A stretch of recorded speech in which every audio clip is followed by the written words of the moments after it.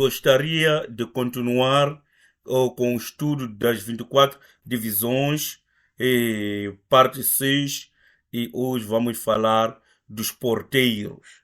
A palavra da vida hoje vem de 1 de Crônicas, capítulo 9, versículo 24 a versículo 27. Os porteiros estavam aos quatro lados, a leste, a oeste, ao norte e ao sul. Seus irmãos que habitavam nas suas aldeias tinham de vir de tempos em tempos para servir com eles durante 7 dias, porque havia sempre naquele ofício 4 porteiros principais que eram levitas e tinham a seu encargo as câmaras e os tesouros da casa de Deus. Estavam alojados ao redor da casa de Deus porque estavam encarregados da vigilância e tinham o dever de abrir os portões todas as manhãs. Estamos aprendendo acerca das 24 divisões e estou claro que todo mundo sabe que 24 divisões, todos são de tribo de Levi. O primeiro grupo dessas 24 divisões é feito pelos trabalhadores do templo, ou podemos chamar de obreiros ou levitas. O segundo grupo é de sacerdotes. O terceiro é de músicos, que estava mais inclinado para o grupo de louvor. E hoje vamos falar dos porteiros. Os porteiros podem ser referidos como aqueles que são guardas.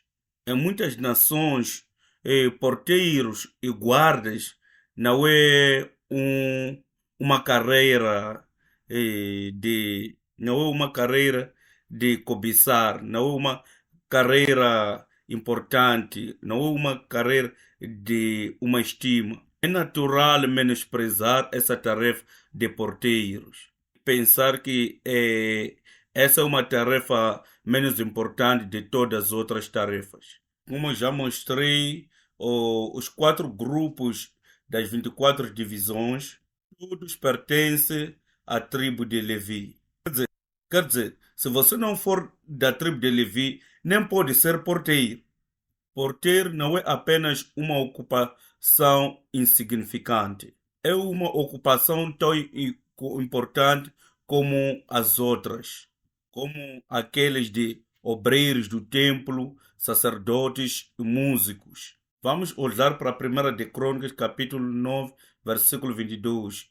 Ele diz: todos estes escolhidos para serem porteiros dos umbrais foram 212, e foram estes, segundo as suas aldeias, postos em suas genealogias, e Davi e Samuel, o vidente, os constituíram no seu cargo.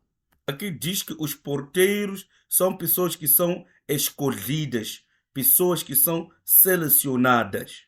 Assim como as outras divisões, apenas os levitas podem se tornar porteiros. Mesmo no meio dos levitas, porteiros foram pessoas que foram escolhidas para esta tarefa. É isso que a Bíblia diz. Foram pessoas escolhidas, não pessoas rejeitadas para outros grupos. Estes não serviram como aqueles que restaram de outros grupos. Não, diz que foram escolhidas dentre os levitas para esta tarefa. Se olhar para a 1 de Crônicas, capítulo 26, versículo 7 a 8, esta passagem explica o porquê destes terem que ser selecionados. 1 de Crônicas, capítulo 26, versículo 7 e 8 diz: os filhos de Samaia, Otni e Rafael e Obed e Elizabad, com seus irmãos, homens valentes, Eliu e Semaquias, todos esses foram dos filhos de Obed-edom, eles e seus filhos, seus irmãos, homens valentes de força para o ministério, por todos 62. Esta é a genealogia dos porteiros.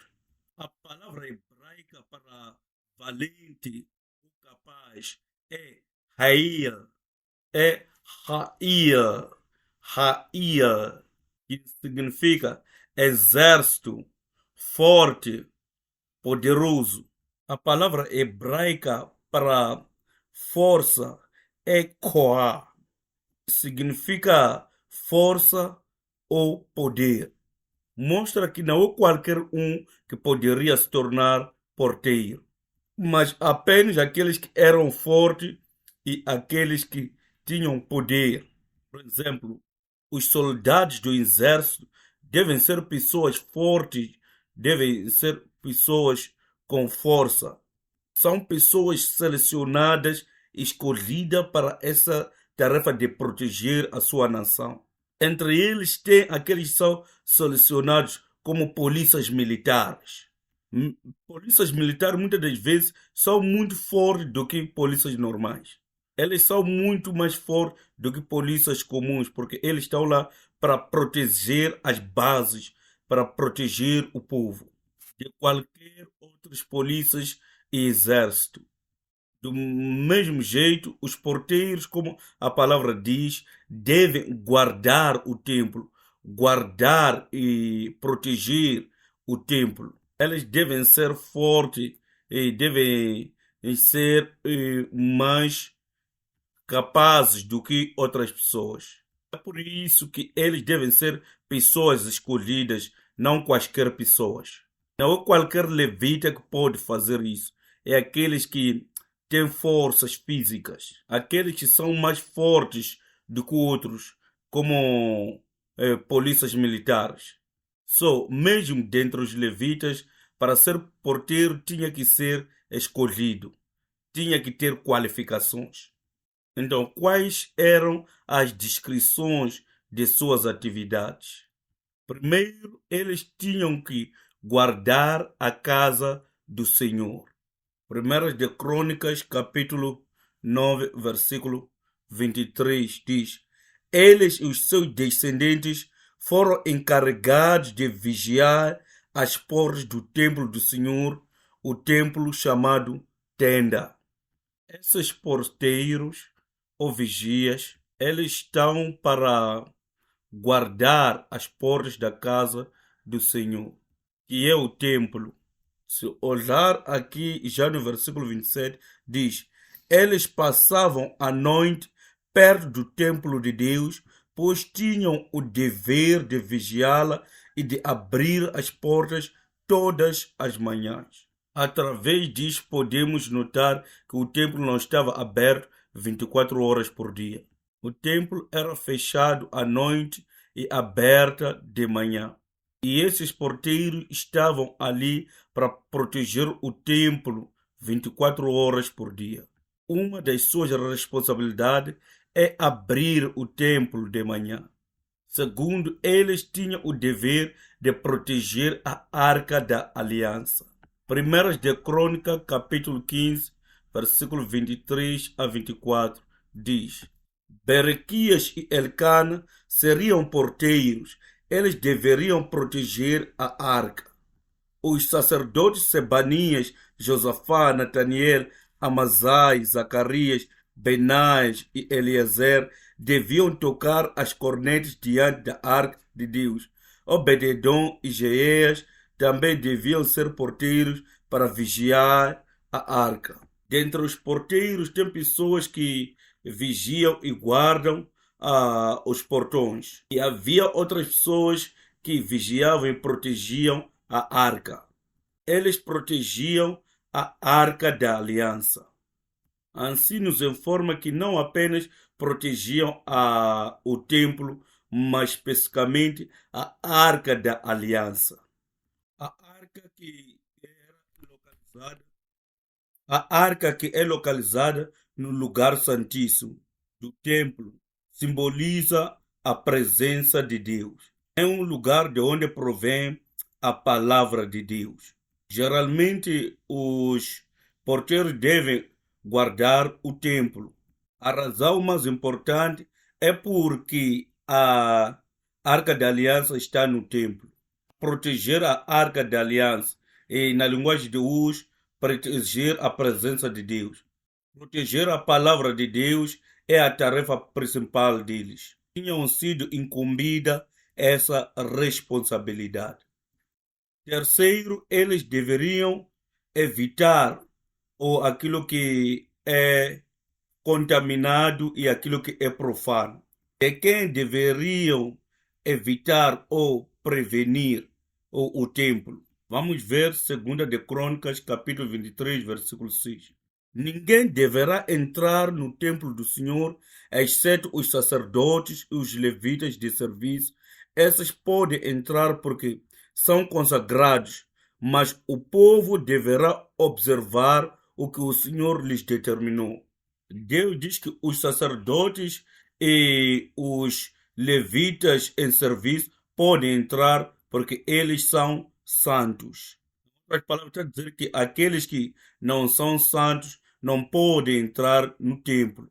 Os porteiros deveriam bloquear e evitar que os porteiros entrem no templo. Evitar que aqueles que não são santos entrem no templo. Olhar para 2 Crônicas, capítulo 23, versículo 19. Também pôs guarda nas portas do templo do Senhor para que não entrasse ninguém que de alguma forma estivesse impuro. Em outras palavras, é que tudo quanto é impuro não pode entrar na casa do Senhor, ou seja, no templo de Deus. Posso ousadamente dizer que estes porteiros vigiavam o templo para mantê-lo puro, proteger contra tudo que poderia afetar aquilo que é o serviço de adoração a Deus. Concretamente falando, eles protegiam a presença de Deus e a palavra de Deus. Estas eram as suas atividades. Se olhar para a Bíblia, aquilo que os porteiros faziam não eram pequenas tarefas, não. Eles recebiam e protegiam a tesouraria. Quer dizer que eles recebiam as ofertas e protegiam a tesouraria. Por exemplo, se olhar para a 2 de Reis, capítulo 22, versículo 4 a 5. O versículo 4 diz: Vá ao sumo sacerdote Eliquias e mande-o ajuntar a prata que foi trazida ao templo do Senhor, que os guardas das portas recolheram do povo. A tesouraria pertence aos porteiros. Estas eram as pessoas que recolhiam o dinheiro ou as ofertas do povo. Quando o sumo sacerdote precisasse de dinheiro, ia ter com ele para levar. Em outras palavras, neste sentido, os porteiros eram também os tesoureiros do templo. 2 de Crônicas, capítulo 31, versículo 14. Diz que Coré, filho do levita Imná, guarda da porta leste, foi encarregado das ofertas voluntárias feitas a Deus, distribuindo as contribuições dedicadas ao Senhor e as ofertas consagradas. Pois ver que Coré, filho de levita Imná, era um porteiro, vigia do portão leste. Ele tinha sido incumbido ou encarregado das ofertas voluntárias feitas a Deus. Diz que distribuindo as contribuições dedicadas ao Senhor e as ofertas consagradas. É concretamente o trabalho do tesoureiro. Então, ele decidia o que é que deve ser entregue para sacrifício, o que é que deve ser retido para o levita, o que é que deve ser separado para o sacerdote. Por último, 1 de Crônicas, capítulo 9, versículo 26. 1 de Crônicas, capítulo 9, versículo 26. Mas os 4 principais guardas das portas, que eram levitas, receberam a responsabilidade de tomar conta das salas e da tesouraria do templo de Deus. Mais uma vez, esses porteiros têm a responsabilidade de tomar conta das salas. Que tipos de salas são estes? Talvez consiga se lembrar acerca do templo de Zerubabel. Essas salas dentro do templo são quartos para sacerdotes, quartos para ofertas, quarto para animais de sacrifícios e quartos para os instrumentos. Estes porteiros não apenas guardavam nas portas ou portões do templo, estavam, podemos dizer, patrulhando todo o recinto, patrulhando dentro do templo, fazer de tudo para que cada sala tivesse aquilo em segurança, tudo aquilo que deveria estar lá. Todos os animais de sacrifícios e todas as ofertas são mantidos em segurança e bem. Tinham sido incumbida a responsabilidade da tesouraria na casa de Deus. Essas escrituras nos mostram que, além de ter a responsabilidade de vigiar a casa do Senhor, eles tinham também a responsabilidade de cuidar da tesouraria da casa do Senhor. Em geral, se alguém foi incumbido a responsabilidade de guardar o dinheiro, significa que é a pessoa mais confiada, não é? É verdade que faltas e erros são cometidos, mas existem aqueles que são confiados demais. Existem pessoas como Judas Iscariote, que Jesus havia lhe incumbido a responsabilidade de cuidar da tesouraria, mas mais tarde ele chegou a trair Jesus e João dá testemunho de que ele roubava. A razão pela qual Judas Iscariote foi dada a responsabilidade de cuidar da tesouraria no tempo de Jesus é porque talvez era um bom contabilista e que era uma pessoa de confiança. No começo já falamos que o fato de serem porteiros não significa que eles eram pessoas insignificativas ou eram o resto dos levitas e que eles não poderiam fazer a obra dos levitas, a obra sacerdotal, ou não poderiam funcionar lá no grupo dos músicos. Dizer, epa, a vaga que aqui restou é a vaga dos porteiros, então todos vocês vão para lá. Não, não era assim. Como já havia mencionado, eles deveriam ser fortes fisicamente e serem pessoas de alta confiança. Olhando desta perspectiva, podemos notar que eles não eram pessoas insignificantes e não eram restos. Eles eram tão importantes assim como os outros integrantes de outros grupos, por isso tiveram que ser selecionados para atividades especiais de Deus. Portanto, quando é em situação de proteger alguma coisa, e neste caso, proteger a palavra de Deus, a presença de Deus, talvez a mesma coisa pode vir à sua mente. E vamos ver em Gênesis capítulo 2, versículo 15.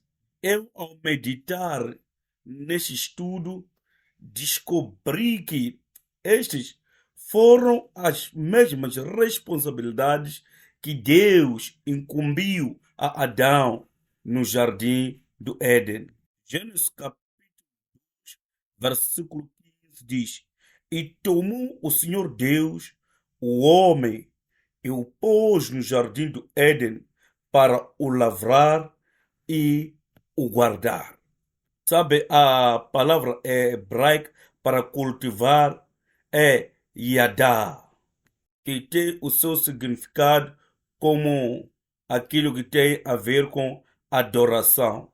Desculpa, é abad, não é yadá, é abad, que significa adorar.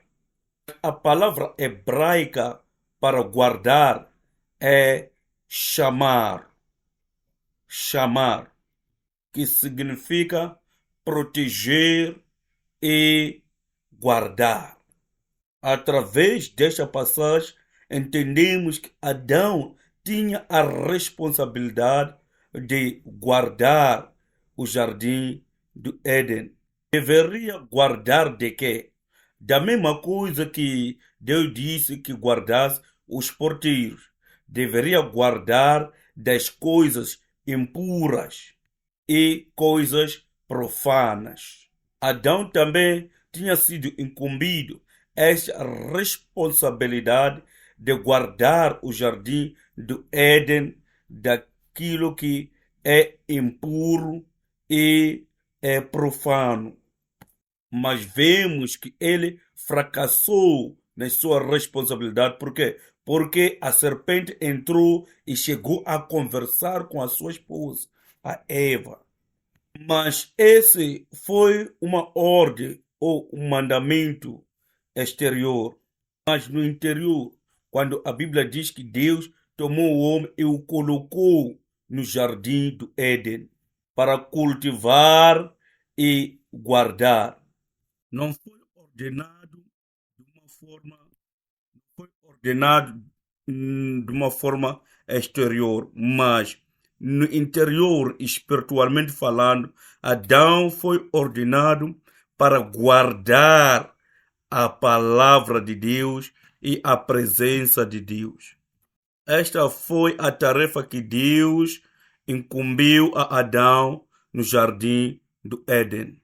A tua responsabilidade é guardar a presença de Deus. A tua responsabilidade é guardar a palavra de Deus. Como já mencionei, ele fracassou nesta atividade porque a serpente entrou, infiltrou-se no jardim do Éden.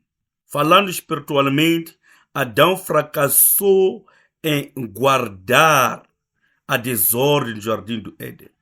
Deus diz: guarda o meu mandamento, guarde a minha palavra, guarda a minha presença. Mais tarde, Adão partiu, saiu. Ele chegou a se esconder da presença de Deus, de maneira que Deus perguntou: onde estás, Adão? Não é porque Deus não sabia onde Adão estava escondido, mas Deus estava a falar no sentido espiritual. Onde é que você se encontra, Adão? Você abandonou o seu posto. Você estava comigo, estava em mim, mas agora fugiu e se escondeu. Onde é que você está? Ele deveria guardar a palavra de Deus, mas ele desobedeceu. Quer dizer, ele quebrou a palavra de Deus.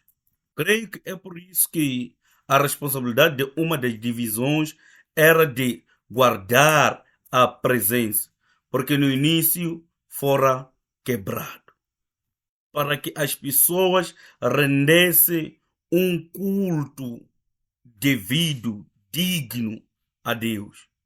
Deus quer restaurar e retriver tudo quanto nós perdemos no jardim do Éden. Ele quer restaurar. Quando olharmos para Apocalipse, vamos olhar para Apocalipse capítulo 22, versículo 7. Apocalipse capítulo 22, versículo 7 diz: eis que presto venho, bem-aventurado aquele que guarda as palavras da profecia deste livro. A palavra grega para guardar aqui é tereo. Tenho certeza que já ouviram muitas vezes esta palavra, tereo.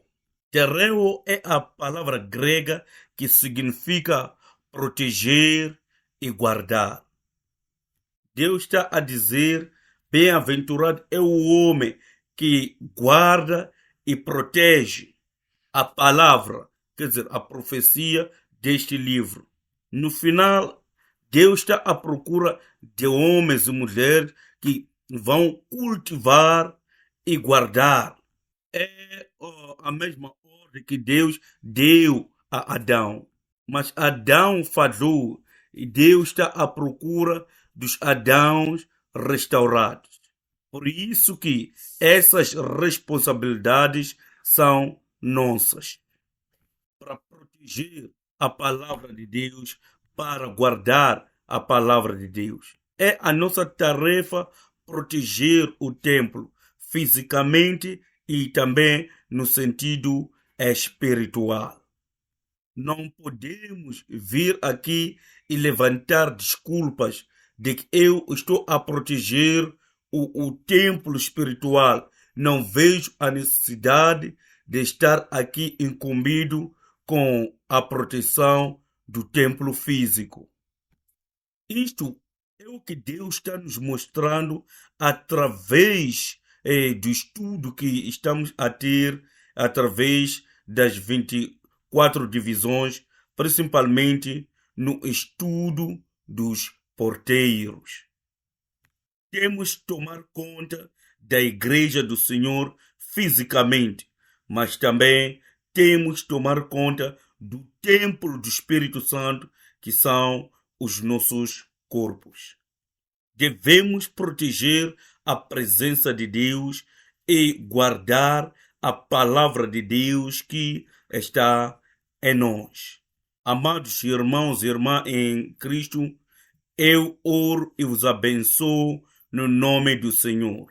Nós sabemos tudo isto, que possamos ser os porteiros espirituais. Vamos proteger esta igreja e vamos proteger a presença de Deus que está em nós. E vamos proteger a palavra de Deus nesta igreja. Vamos proteger a presença de Deus que se encontra na nossa vida. Vamos proteger a presença de Deus que está plantada nos nossos corações. Este é o meio pelo qual podemos proteger o templo. Eu oro e abençoo todo membro desta igreja que estão aqui e estão nos seguindo através de plataformas digitais. Que se tornem, recebam essa bênção e se tornem os verdadeiros porteiros que protegem a presença de Deus e que guardam a palavra de Deus na sua vida, nesta igreja, na sociedade e também nesta nação. Amém. Isto é um pouco abstrato, mas quero dizer que algumas pessoas ou até as crianças da escola dominical deixam-nos dizer que a igreja não é um lugar público. A igreja é uma propriedade privada, mas o culto da igreja é o culto para o público. Não deveríamos permitir que qualquer pessoa entre na igreja de qualquer maneira, a qualquer momento. Isso estaria errado. Mas quando for o tempo do culto público, devemos abrir as portas para qualquer tipo de pessoa para entrar e adorarmos juntos. A propriedade da igreja não é lugar público. Não pode estar aberta para qualquer um e para qualquer coisa. Não deveria a igreja ficar sem nenhuma proteção. É por isso que Deus diz: protege o templo, feche o templo à noite. Se você tem um entendimento diferente acerca da igreja, eu te peço que acate este entendimento, que a igreja não é um lugar ou propriedade público. É o culto da igreja que pertence ao público e que acomoda o público. Finalmente, conclusão das 24 divisões. Desde que começamos a estudar das 24 divisões, muitos perguntaram por que o número 24? 24 divisões representam todas as igrejas. As 24 divisões representam a si e a mim. O número 24 que está nas 24 divisões pode ser entendido como o dobro de 12. O número 12 no Antigo Testamento é um número que significa a nação de Israel, porque Israel consistia de 12 tribos. Então, o número 24 ou 24 divisões poderiam ser entendidas como o dobro de 12 tribos de Israel. Olhamos para o livro de Apocalipse no Novo Testamento, já encontramos os 24 anciãos. E estes 24 anciãos representam todas as igrejas, porque é a combinação de 12 que representam a igreja do Antigo Testamento, as 12 tribos de Israel, e 12 Novo Testamento, que representa os 12 tribos do Senhor Jesus, representando a igreja do Novo Testamento. Os 24 anciãos representam a igreja tanto no Antigo quanto no Novo Testamento. Apocalipse 4, versículo 10 diz: os 24 anciãos prostravam-se diante do que estava assentado sobre o trono, adoravam o que vive para todo sempre e lançavam as suas coroas diante do trono, dizendo. Esses 24 anciãos aqui no Apocalipse capítulo 4, versículo 10, representam todas as igrejas. Mesmo assim, vamos olhar para Apocalipse capítulo 5, versículo 9 a 10, onde veremos as responsabilidades que lhes foram incumbidas. Aqui diz a palavra. Nesta descrição, diz a palavra que eles devem adorar a Deus. Esta passagem que acabamos de ler, capítulo 4, versículo 10 de Apocalipse, diz que esses 24 anciãos, eles se ajoelham ou se prostravam para adorar aquele que senta no trono e que vive para sempre. Mas quando já discorremos para capítulo 5, versículo 9 a 10, diz que e cantavam um novo cântico, dizendo: digno és de tomar o livro e de abrir os seus selos, porque foste morto e com o teu sangue compraste para Deus homens de toda tribo e língua e povo e nação. E para o nosso Deus os fizeste reis e sacerdotes, e eles reinarão sobre a terra. Como vê aqui, a responsabilidade incumbida a essas 24 divisões é adorar a Deus. Afinal, qual era a responsabilidade das 24 divisões lá?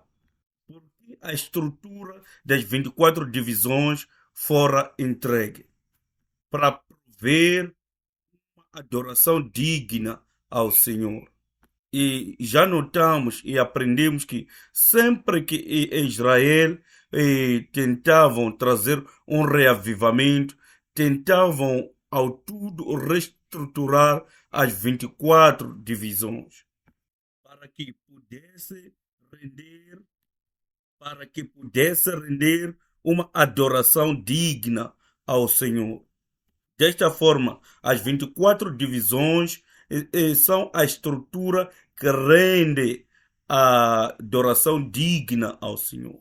Os 24 anciãos, as suas responsabilidades é de adorar ao Altíssimo. No tempo de Davi, quando estabeleceram as 24 divisões, não havia este pensamento de 24 anciãos. Os 24 anciãos é o entendimento do Novo Testamento. Os 12 discípulos do Senhor Jesus Cristo só aparecem na Bíblia no Novo Testamento.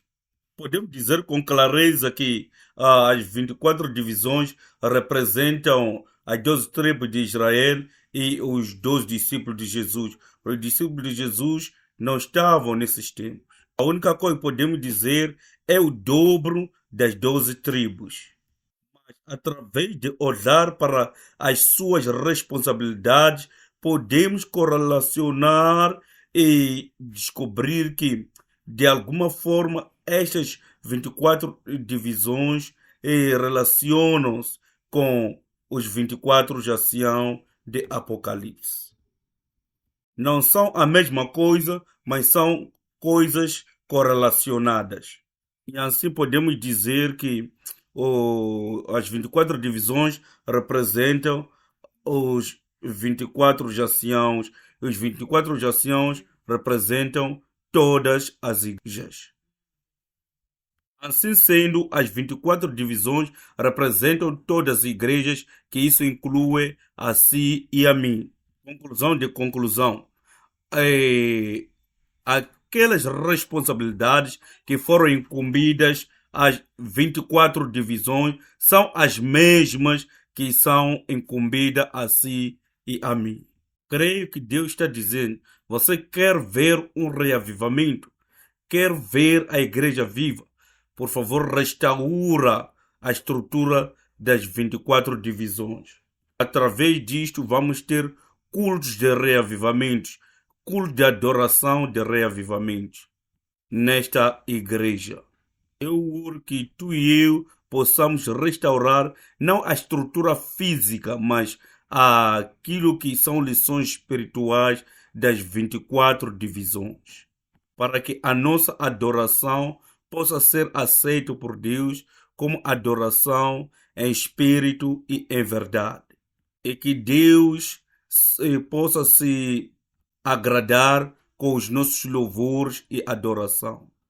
E daí eu oro para que Deus possa derramar a sua bênção, possa derramar seu guião. Deus possa derramar a sua grande vitória sobre a sua vida e a minha vida. E sobre esta igreja. Amém.